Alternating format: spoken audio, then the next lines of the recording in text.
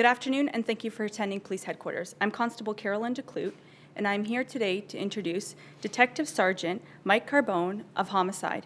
He will be providing an update on Homicide number 53 of 2018. Thank you, Caroline. Good afternoon, everyone, and thank you for attending. Today, I will be updating the media on Homicide number 53 for 2018.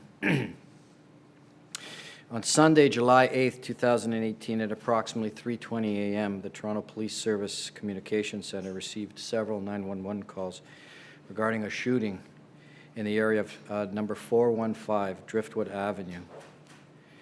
The shooting took place very close to a pedestrian bridge that crosses over Driftwood Avenue. Officers from 31 Division and emergency paramedics arrived and located a young male suffering from obvious signs of trauma. Life-saving efforts were unsuccessful and he succumbed to his injuries. This individual has been positively identified as Karim Hirani, 25 years old, of Toronto. On Monday, July 9th, 2018, an autopsy was conducted and the cause of death was determined to be gunshot wound of head.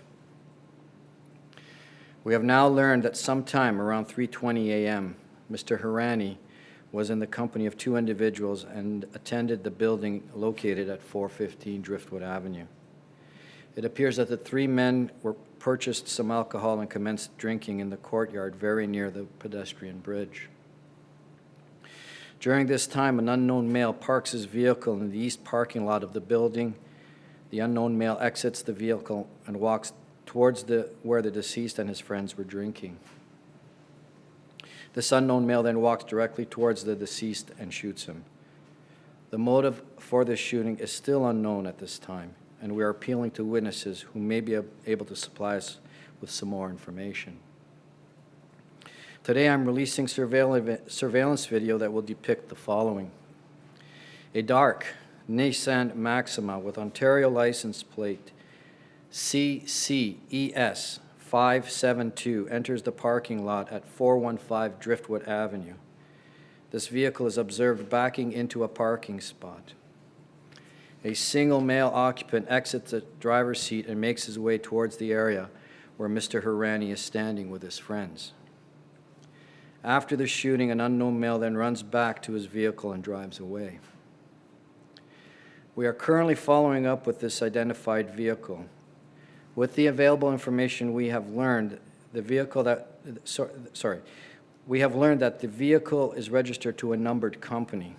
We have come to understand that the vehicles registered to this numbered company are being rented. However, it would not be considered a traditional rental company. We are currently reaching out to the owners of this numbered company. Anyone with any information on this male or this vehicle is asked to contact the Homicide Squad at 416-808-7400, or if you want to provide information anonymously, they can contact Crime Stoppers. I'll take some questions. You're trying to reach out to the owners of this numbered company. Are they not returning your calls? Have you not been able to find them? Both. As I said, this numbered company is being operated as I'll call it a rental company, but it's not a traditional one where you would essentially leave your driver's license and sign a contract and have a method of payment that would include credit card. It's mostly a cash business, and you can see why individuals may want to use this type of service to maintain their anonymity. Where is it located, this business? It's within the City of Toronto. We're following up with several individuals who we believe are associated to this company. We hope to get some answers from them. They can certainly advance this investigation by providing us the names of the person who they rented this vehicle to, or at least gave it to. That would be very helpful. So it's the driver of the vehicle that gets out and fires is it one shot that is fired? Yes. And in terms of the purchasing of the alcohol before, can you elaborate on that? Like they went and bought some alcohol from a guy at the building, or what was it? I make nothing out of that purchase. It was a rather warm night. These individuals were looking to extend the evening. The purchase of the alcohol doesn't mean anything. It doesn't advance our investigation. It literally has nothing to do with it, other than that they were drinking in their park. There was no altercation that happened then or anything like that? It was There was- business as usual, it's fine. As far as these three individuals are Yeah. concerned, yes. So is there any indication that the guy in the car had been in the area for any extended period of time beyond his arrival? As is common in these investigations, the collection of surveillance video takes some time. We are in the process of collecting more. This is what we've been able to collect so far. If there is an indication that this individual was in the area prior to the homicide occurring, I expect that we'll be able to find that in the surveillance video. However, we don't have anything more that supports that at this time. If that does become available and we have some more video that we can show, we'll certainly we'll release it at that time. Does it strike you as odd that the shooter is the driver of the car? Like usually when these things happen, there's a driver and there's a shooter. It is something that we don't see very often. I can't remember the last time we've seen something like this, or I've seen something like this. I don't disagree with you. How many vehicles do you know are registered to this number company? Over a dozen or so. So this is like an off the books, under the table kind of black market car rental business or something that people are out there? Well, the company is registered, as far as I know, has been registered legally. These individuals are renting vehicles, and I say that because I can't think of another word for describing it. However, essentially what we've come to learn is folks can go up to this company and essentially make some type of business transaction, and they can have this car. Is that something new? Have you seen that before? I don't think it's new. I know several other members of our office have encountered similar occasions. It's becoming quite more prevalent now. It just seems to me that these folks are just taking advantage of the system by essentially getting legitimate cars and having some anonymity because they're attached to a numbered company. Is it licensed by the city, or do they have to be? It's licensed by the MTO, yes. The homicide that happened the next day, the investigator in that case was saying early indications are that the victim may have been targeted simply because of the neighborhood he was in, not because of who he was. Any indication for you that that may have been why Mr. Hirani was killed? I think that's something we would explore, or we need to explore. However, this is our second appeal on this case. I've always appealed to anyone who has any information that would help support that. Right now, we don't have that. However, I'm asking that anyone who has any information about this person, this vehicle, or anything about the homicide, to give us a call. Have you found any reason that somebody would want to target Mr. Hirani? In the grand scheme of things, the investigation is still very early. We have several more witnesses to speak to. I know I appealed to the third person that was with this individual on Sunday. We've been able to identify that person, and we're making efforts to speak to that person now. So we continue to speak to the witnesses that we've identified. However, as I've said before, we continue to reach out to anyone who may have some information to move this investigation along. So there was one of his friends stuck around and the other one took off, is that right? Yes, that's right. And how long had they been at the area close to the bridge? Like, had they just arrived back from purchasing the alcohol when this guy came up, or had they been standing there for 5 minutes, or? It was within minutes. And did the shooter walk up behind Hirani and shoot him in the head, or? You know, there's some things I'd like to hold back. I did not. I was wondering if you think that the shooter would have seen his face. I could say the shooter would have likely seen his face. So you think he was definitely the one targeted? Yes. The killer then obviously went there knowing that the victim was there. I don't know what the killer knew. This is what we're trying to reach out to as many witnesses as possible. Okay. Kurt, you said that it was known to police and they I'm going to say he was not known to police. He didn't live there, right? He didn't live at the He did not compound. live there. Did he frequent there, or was he a regular face there?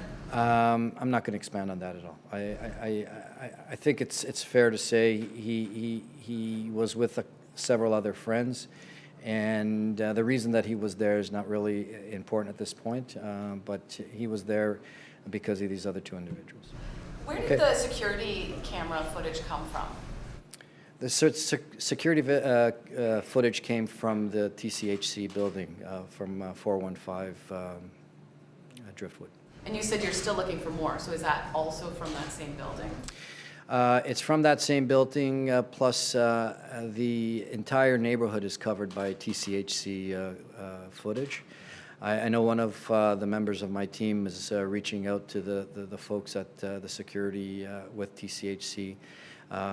You can imagine it takes some time. Some of this video is high definition and it's got a lot of data on it, so it would take some time to actually download. So once that becomes available and we review it and it's appropriate to release, we will release it. And in this case, I know in previous cases, we've sometimes heard about cameras not working.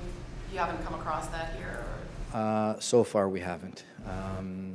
But, you know, sometimes we have to get a little lucky and you know, this individual or any individual would have to essentially come right by the camera to get a really good image. Sometimes we get them that are good, sometimes we don't get them that good. What does that tell you, I mean, in terms of the planning that you think might have gone into this? Do you think, did you get the feeling as investigator this might have been a spur of the moment sort of thing?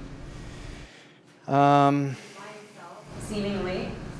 I don't know, although I could say just by the fact that he was not concerned about this vehicle being identified, it seemed to me he was very, very confident that at least the vehicle would not be attached to him. So possibly he went and got this vehicle specifically for this? Well, either specifically for this homicide or for other nefarious acts, right? Is this the only company? Pardon? You recovered the vehicle? No, we have not recovered the vehicle. Is this the only company like this that you know about, right? I'm fairly certain there's more. Is there So something it's more possible you... he didn't even rent the vehicle under his real name. It's very possible he met with these people and just gave them an anonymous name, or it's not one of these companies where you would need a credit card to essentially book your rental period. I'm not sure anybody would even care if this vehicle was smashed up or left on the street.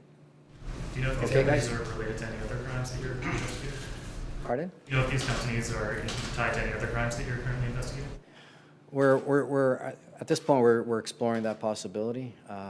We have a lot of work to do with respect to this numbered company, and you know, like I said, I don't know at this point, but you know, as we dig in, we'll certainly find some other things to follow up with. Tell us about the victim, where he lived, a little more about him. He's from the city of Toronto. I'm not going to really expand on much. I rarely do. But he is from the city of Toronto, and he's a young man. From what I understand, he was working. He was working in construction, so I think that's about as far as I would go. Okay, guys? Did the shooter run back or did he walk back to the car? I thought the video, I think it slowed down. If you watch it in real time, he's actually running the... Going back. But- Oh, does it? Yeah. So in real time, is it running or walking? He's running. Okay, so he walks up to them though and then runs back to the car, is that right? Yes. If anyone spots the vehicle, what are you telling them? If they spot the vehicle, they should call the police. Okay? Was the victim born in Canada? I'm not going to get into it. Okay. That concludes today's conference. Thank you for attending. There is a news release that's going out now which has the video on it and the stills.